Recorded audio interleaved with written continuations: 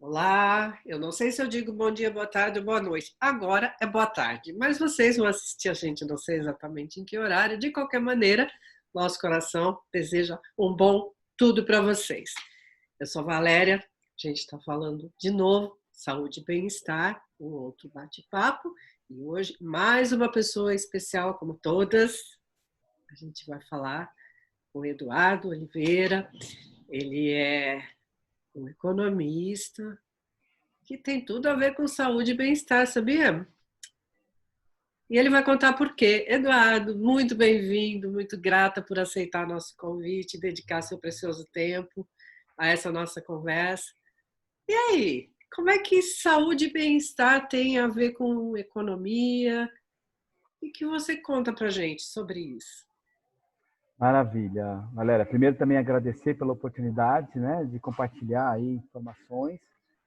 Espero que sejam bem produtivas, ok? Espero que eu também possa me policiar para não falar em economês e nem em financeiro, que são os dialetos dos economistas, né? Mas saudar aí todo o pessoal que está acompanhando, tá?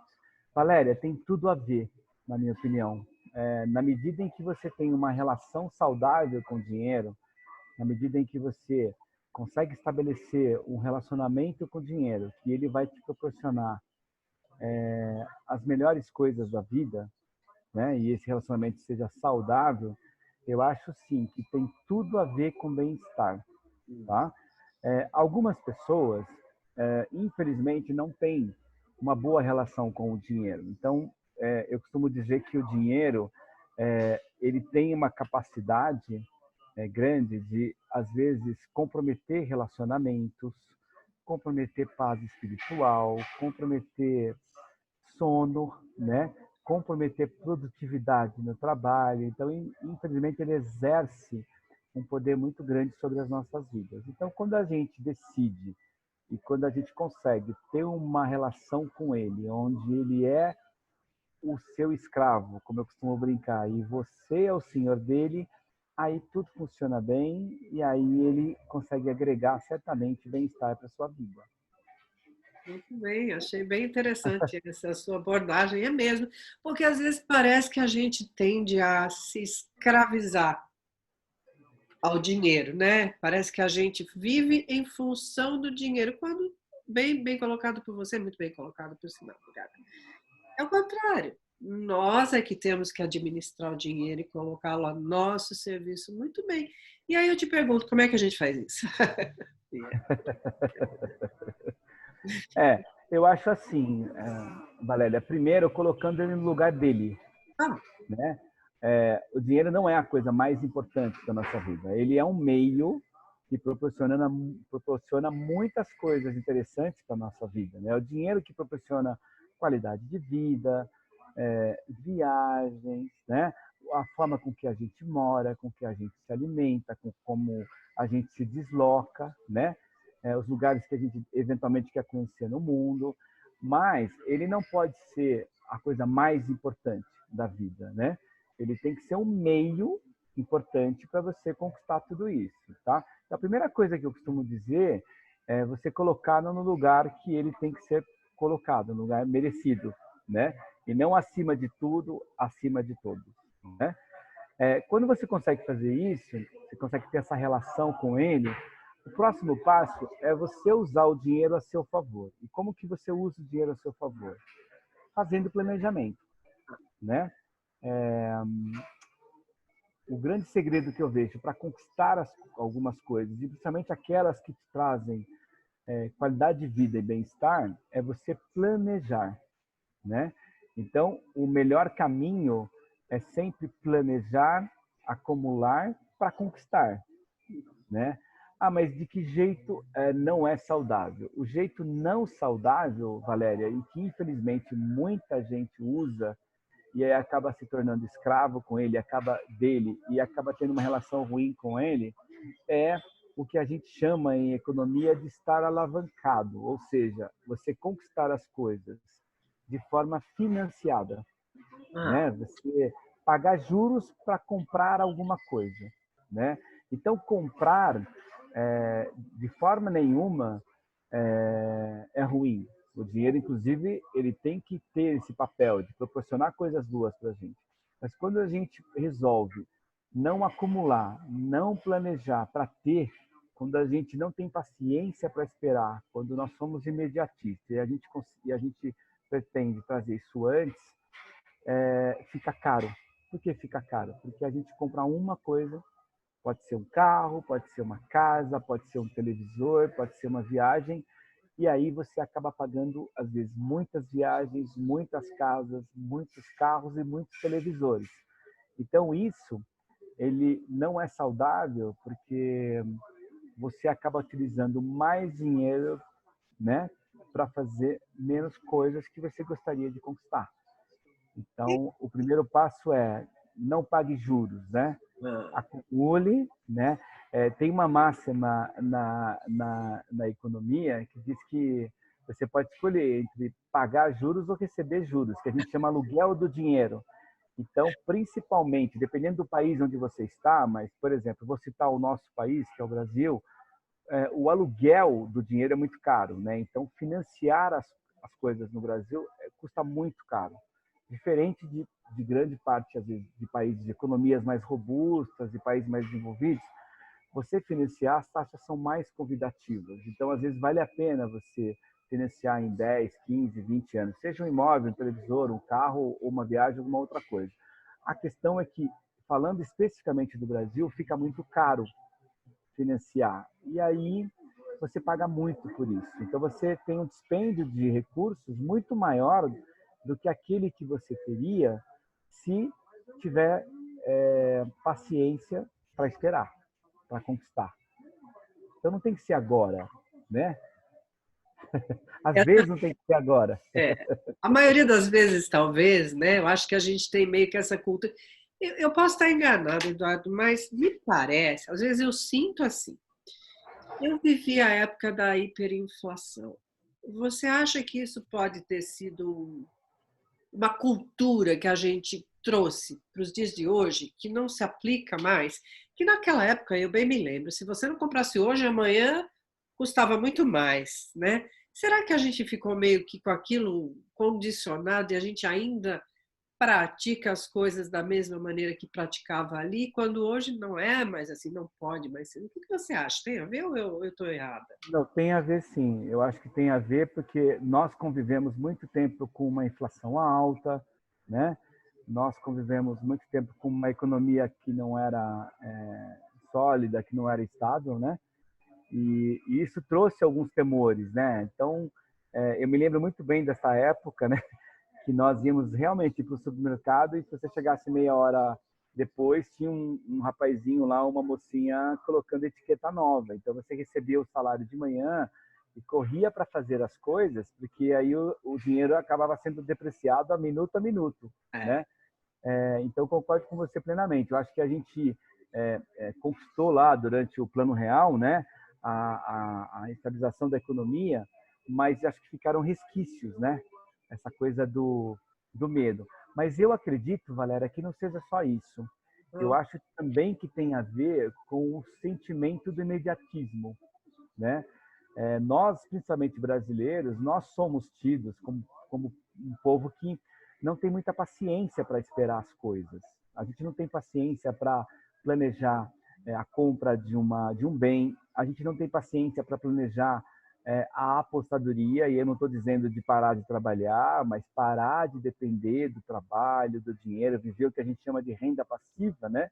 A gente chegar no momento da vida em que a gente pode retirar o dinheiro, a gente pode viver dos juros, por exemplo, que você acumulou, e ter uma vida mais tranquila, e geralmente as pessoas, quando conquistam esse período, elas têm mais tempo, mas elas têm que ter dinheiro também. Não adianta ser só tempo, porque se você só tem tempo e não tem o dinheiro suficiente para viver o que a gente chama de melhor idade, né? Que em alguns países as pessoas realmente vivem a melhor idade depois dos 50, 55, 60, mas em alguns países não, né? Às vezes é a idade mais difícil, porque vai ter tempo, mas não vai ter recurso para fazer tudo aquilo que sempre sonhou em fazer na vida, né? Então, acho que tem essa questão do imediatismo E tem um outro sentimento também, que na minha opinião eu gostaria de colocar, que é a sensação da posse, né? Principalmente, eu acho que nós brasileiros, assim, a gente gosta de ter as coisas, né? E nem sempre, em economia, em finanças pessoais, você ter é mais saudável para as suas finanças, para o seu planejamento. Às vezes, você tem que se contentar, por exemplo, em viver a experiência. Então, exemplo, eu quero viver bem, mas às vezes viver bem não significa que você tem que ter a casa. A casa pode ser alugada. Não que você não tenha, que você não possa ter. Você pode ter, desde que seja planejado, sem pagar por 3 casas e tudo mais. Então, esse sentimento, às vezes, de você utilizar algo, né, ter a sensação de que você vai ter uma experiência boa, que você vai utilizar, mas que não precisa ser necessariamente seu, isso no planejamento financeiro, na relação com o dinheiro e com as finanças, ele é muito mais saudável do que às vezes você queria ter a posse daquilo, mas no momento inoportuno, entendeu?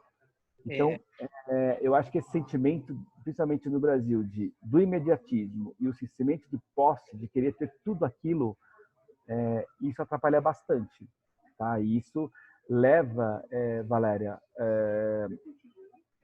muitas pessoas, por exemplo, a se endividarem. E o endividamento, ele traz aquilo que eu falei no começo da nossa conversa, né? Às vezes improdutividade, falta de tranquilidade, compromete o relacionamento com a família, com o líder, com os amigos, né? E o sono, por exemplo, que às vezes que tem que ser restaurador, né? Às vezes a pessoa acaba ficando lá noites sem dormir por conta de endividamento, né? Então acho que tem a ver sim essas 3 coisas: a cultura de ter vivido com a inflação perseguindo a gente vários anos, né? Essa questão da pressão inflacionária, mas também esses 2 sentimentos que eu te falei: posse e imediatismo. Então parece que a gente tem que se reeducar, ou melhor, se educar. Eu não sei se é só uma sensação minha, mas me parece que o Brasil ainda é carente em educação financeira. É uma sensação minha ou é uma verdade? É uma verdade. É uma verdade. Eu acho que muitas coisas ruins que as pessoas, principalmente no Brasil, colhem são exatamente da impossibilidade de terem tido acesso à educação financeira, tá? E Valéria, a gente costuma dividir a nossa vida financeira em 5 ciclos de idade. E aí tem uma idade que a gente chama de fase da educação financeira, que é de 0 a 20 anos. Que é essa idade? Geralmente, quando a gente tem de 0 a 20 anos, geralmente nós não produzimos renda. Nós dependemos de alguém, né? Geralmente dos pais, alguém da família, né? Às vezes está perseguindo a carreira acadêmica, está estudando. Mas esta fase é a melhor fase para nós sermos educados financeiramente, né? E, infelizmente, principalmente no Brasil, quase que não há educação financeira. Então, seria assim, muito bom se as nossas crianças tivessem educação financeira no ensino fundamental, no ensino médio, que fosse uma matéria obrigatória, como em alguns países do mundo. Mas o que acontece no Brasil? Agora que começou a ser inserido no conteúdo no conteúdo Programático? programático, exatamente, me fugiu agora, conteúdo programático, uma matéria que retrate a educação financeira, entendeu? Agora começaram a inserir, mas assim está muito restrito em escolas particulares, escolas geralmente de primeira linha, né? Então eu digo assim, a maior parte dos brasileiros, quando a gente chega e pergunta para 100 pessoas, por exemplo, principalmente no Brasil, eu arrisco em dizer que pelo menos 98, 99 não tiveram a oportunidade de terem esse acesso, entendeu? E aí, o que acontece? As pessoas passam dessa idade dos 20 anos, que aí a gente chama de idade da acumulação, que é quando você termina a carreira acadêmica, você começa a inserir no mercado de trabalho, você vai fazer um estágio, ou vai iniciar no mercado de trabalho, E aí você começa a ganhar um pouco de dinheiro, né? Eu costumo dizer o seguinte, quando a pessoa tem educação financeira, ela começa muito bem essa fase da acumulação, que vai dos 20 aos 35 anos. Quando ela não teve educação financeira, geralmente ela já se empolga. Quando que ela se empolga? Poxa, eu vou receber R$ 1.000, mas eu quero muito comprar um telefone, um celular que custa R$ 4.000, né? Mas eu descobri um lugar que ele faz os R$ 4.000 em 10 parcelas de 400. Então, como eu ganho R$ 1.000 e comecei a trabalhar agora, eu tenho esse direito, eu mereço, eu estou trabalhando. Então, os R$ 400, ele cabe no meu orçamento dos R$ 1.000. Então, isso é uma forma de começar errado, porque é o que a gente chama de começar já a cultura do endividamento. Por isso que, às vezes, infelizmente, principalmente no Brasil, quanto mais as pessoas ganham dinheiro, mais elas gastam dinheiro, mais elas financiam, porque mais elas querem ter melhores carros, melhores casas, querem comer melhor, e isso não tem mal nenhum, Valéria. Pelo contrário, isso acho que é normal, né, do ser humano você ganhar um pouco mais e querer ter uma qualidade de vida melhor. A questão, Valéria, é que as pessoas começam nessa fase já descumprindo um princípio básico de finanças pessoais e muito elementar, que é guardar de 10 a 20% daquilo que você ganha. Então, não importa se você, aos 20 anos, começou a fazer um estágio e a bolsa do seu estágio é R$ 1.000. Se você começar, teve a educação financeira e começar, por exemplo, guardar R$ 200, é uma boa forma de começar uma vida financeira. Porque quando você estiver ganhando 5, provavelmente você vai estar guardando 1.000 e vivendo com 4. E aí vai desse jeito. Quando você estiver ganhando 10, você vai estar com uma boa qualidade de vida, mas guardando 2. E aí é aquela história, né, Valéria? Por exemplo, você quer chegar na melhor idade com o maior volume possível de financeiro, sem sacrificar a sua vida, porque eu brinco, Valéria, costumo dizer o seguinte, não adianta você guardar muito dinheiro e esquecer de viver também. E não adianta você só viver e esquecer de guardar dinheiro, porque em algum momento a conta vem. A conta vem.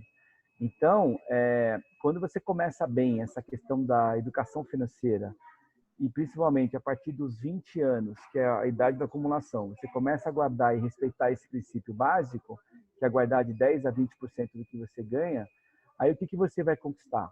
Você vai conquistar as coisas melhores ao longo da vida, à medida que você vai ganhando mais dinheiro, que você vai evoluindo na carreira, seja qual for a sua carreira, né? Se você vai para carreira corporativa, profissional liberal, onde você vai caminhar, você vai ter uma qualidade de vida, mas você vai ter muito tempo, Valéria, para guardar dinheiro.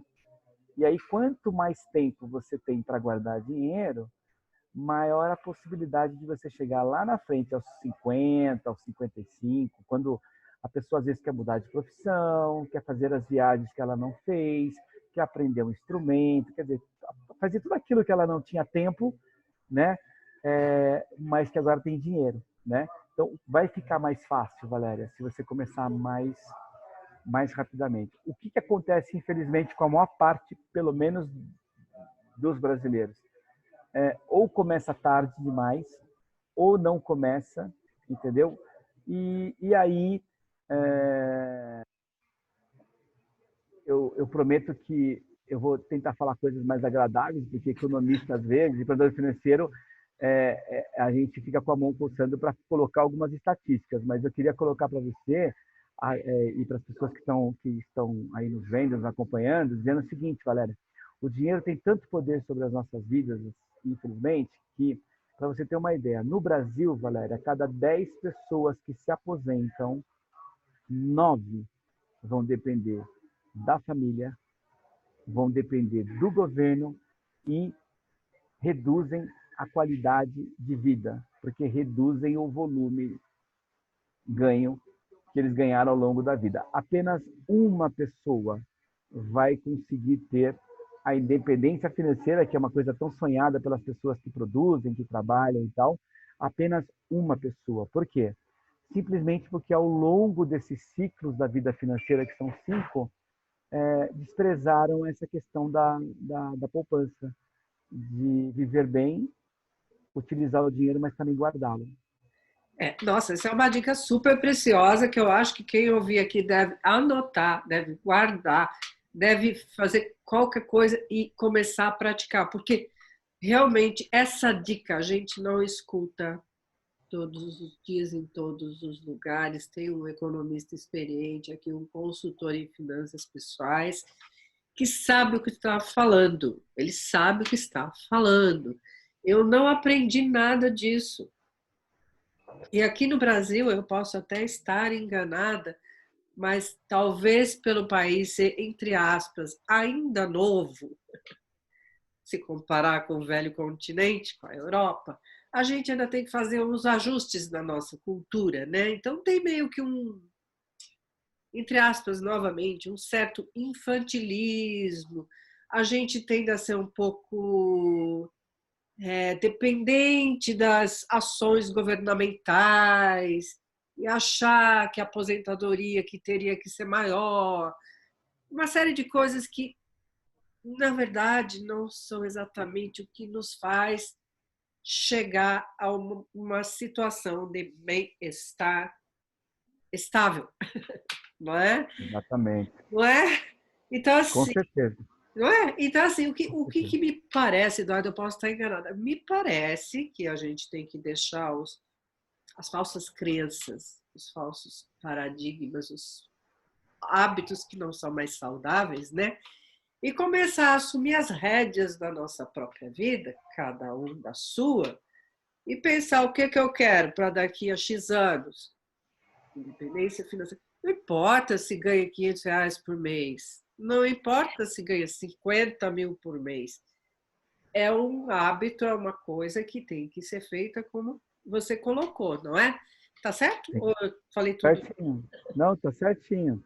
Na verdade, Valéria, assim, é, é, a gente tem que entender que planejamento, a gente planejar a vida, você não se escraviza no planejamento. Pelo contrário, você se planeja em várias coisas justamente para ter o controle sobre a sua vida financeira, sobre o que você pode fazer, o que você não pode fazer, quando será aquela viagem, quando será a troca daquele carro, entendeu? Quando será aquele mini sabático, quando será aquele intercâmbio. Então, o planejamento, ele é um excelente aliado, entendeu? Para nós conquistarmos os objetivos da vida. Todos nós temos objetivos, temos sonhos, né?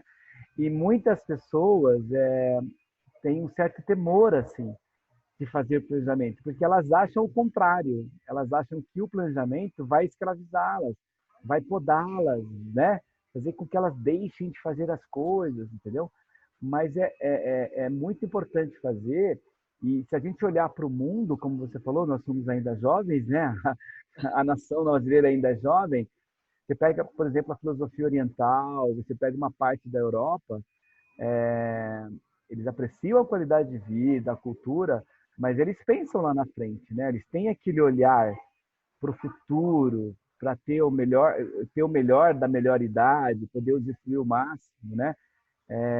Então isso tem muito a ver. E nós, às vezes, que eu vejo um pouco no Brasil, é uma coisa um pouco paternalista, às vezes, né? As pessoas esperam muito do governo, né? Imagine a pessoa que espera, que trabalha a vida inteira, Valéria, contribui com bastante no INSS e ela espera uma aposentadoria dos sonhos. Não existe, né? Tem um limite hoje no Brasil, né? A pessoa que quer ter uma boa qualidade de vida e que só espera, por exemplo, ter uma previdência pública, certamente ela vai ter redução da qualidade de vida. Então, ela tem que administrar, né? Eu costumo dizer que todos nós somos uma empresa também. Independentemente da onde, o que você faz, se você é assalariado, se é profissional liberal. E nós temos que cuidar bem da nossa empresa, né? Temos que cuidar bem das finanças da nossa empresa, né? Aliás, nossa empresa é o nosso maior patrimônio. Somos nós, as pessoas, Exatamente, eventualmente também a exatamente, nossa família, porque assim, se a gente não se programar corretamente, né, não só a gente vai trazer desconforto, no mínimo, para a gente exatamente, mesmo, como para quem está em volta, as pessoas a quem a gente ama, né? Eu concordo exatamente. com você que seja uma questão fundamental. E, Eduardo, parece que você Preparou alguma coisa aí para as pessoas que assistissem a gente aqui? Parece que você tem alguma coisa a oferecer para quem te procurar depois. Como é que era mesmo? Você pode falar? Claro que eu posso, claro que eu posso. Bom, primeiro que eu acho assim, Valéria, o propósito da minha profissão, e eu tenho isso como propósito de vida, o propósito de vida de um planejador financeiro é fazer com que as pessoas, né, as quais ele vai fazer algum trabalho, tenham uma relação saudável com o dinheiro, tá? E relação saudável com o dinheiro não significa só é, a, falar que a pessoa que não tem dinheiro vai ter uma relação ruim. Não. Eu conheço, até pela minha profissão e durante uma jornada de mais de 30 anos, eu conheci ao longo da minha carreira muitas pessoas que têm dinheiro, têm um ótimo volume, mas não têm uma relação saudável com o dinheiro. Isso também é ruim. Então, não é só quem não tem dinheiro, quem tem dívida, que tem uma relação ruim com o dinheiro. As pessoas também que têm dinheiro, mas não têm, às vezes, um planejamento, tem uma relação de colocar o dinheiro no lugar devido, também tem uma relação ruim com o dinheiro, né? Então, o grande propósito da minha profissão é fazer com que essas pessoas, seja elas quais forem, tenham uma boa relação com o dinheiro. Então, o que eu queria dizer é o seguinte, que as pessoas que estão aí acompanhando, estão assistindo, estão nos ouvindo, eu queria oferecer o que eu chamo de clínica financeira, uma mini clínica financeira. O que é uma mini clínica financeira?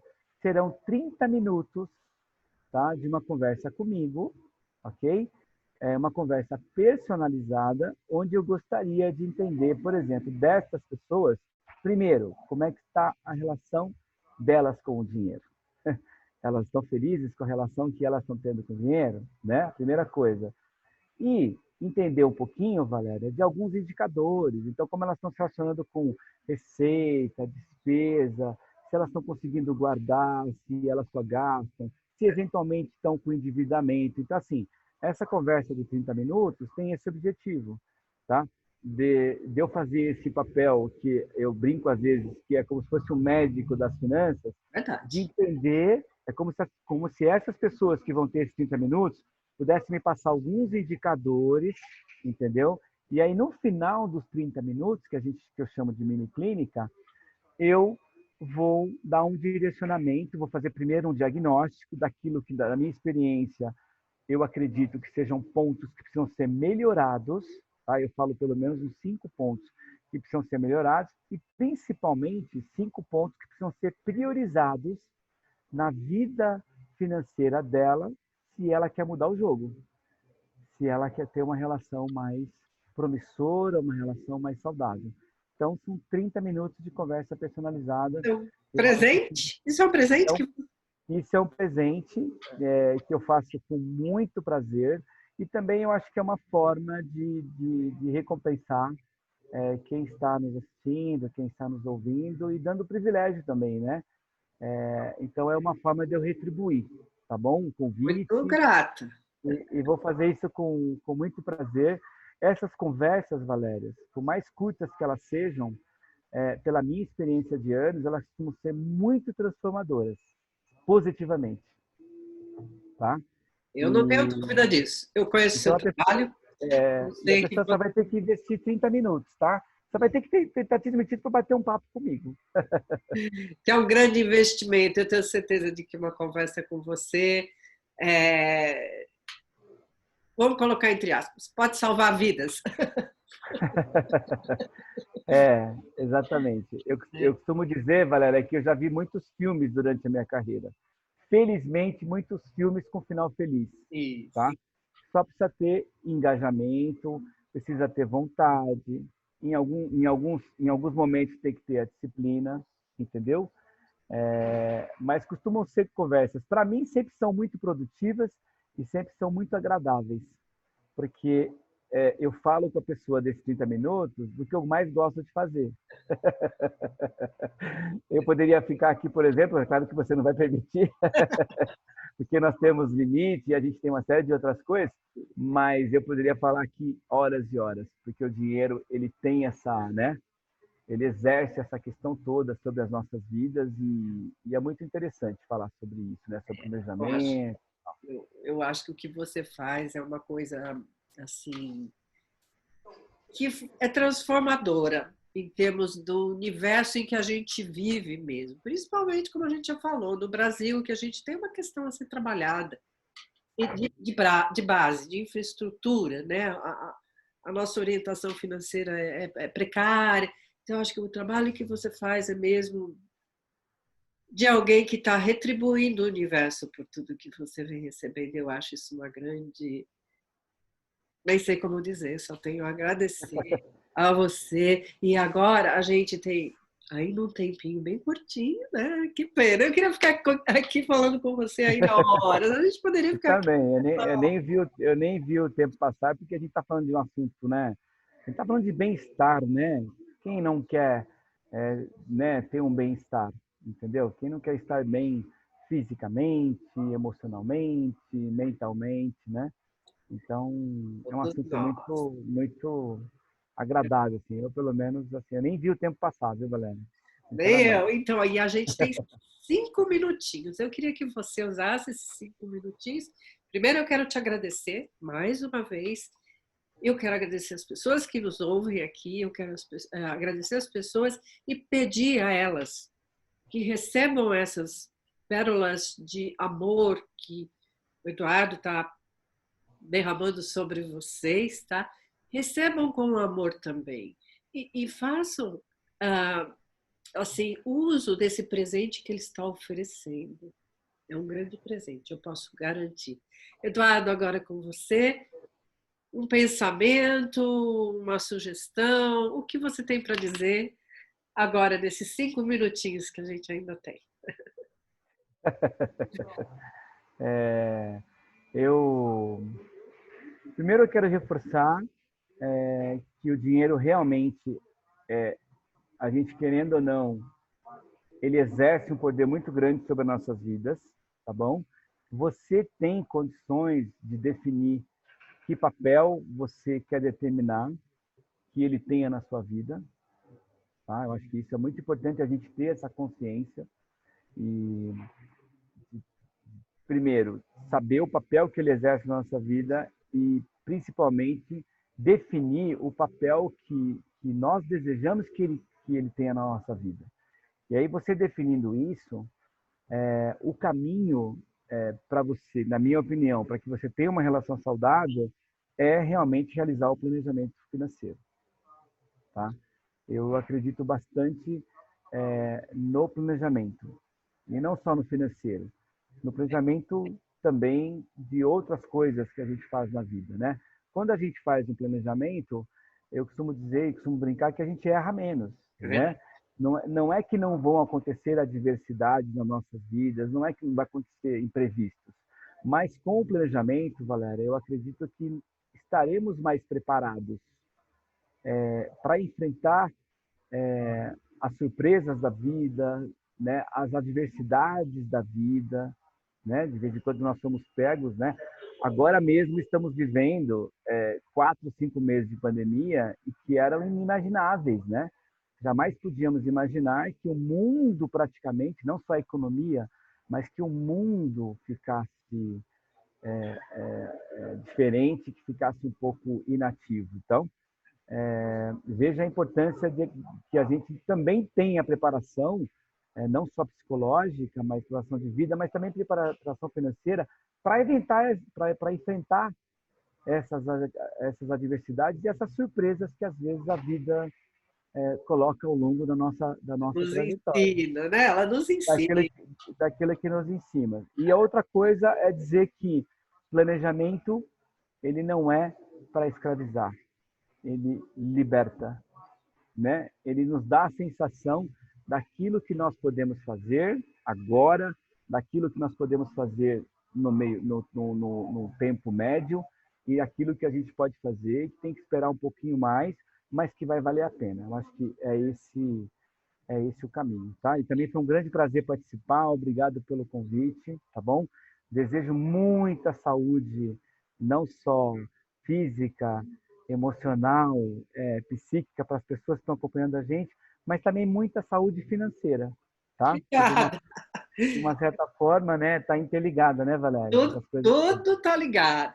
Eduardo, então assim, só para avisar o pessoal que vai querer entrar em contato com você, a gente coloca no e-mail que vocês receberam que tem o link para essa entrevista, tem os dados de contato do Eduardo para onde vocês vão se dirigir ou por e-mail ou por telefone para agendar a entrevista com ele.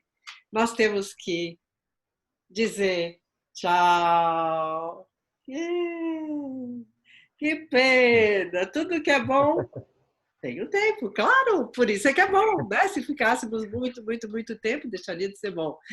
Eduardo, sem palavras para agradecer. Pessoal de Obrigado a casa, vocês. muito grata, saúde e bem-estar. Eu sou Valéria, a gente volta para uma próxima conversa com mais um assunto de interesse para todos em saúde e bem-estar. Tchau, tchau, pessoal. Tchau, tchau, Eduardo. Até breve, até breve. Até breve. Muito obrigada.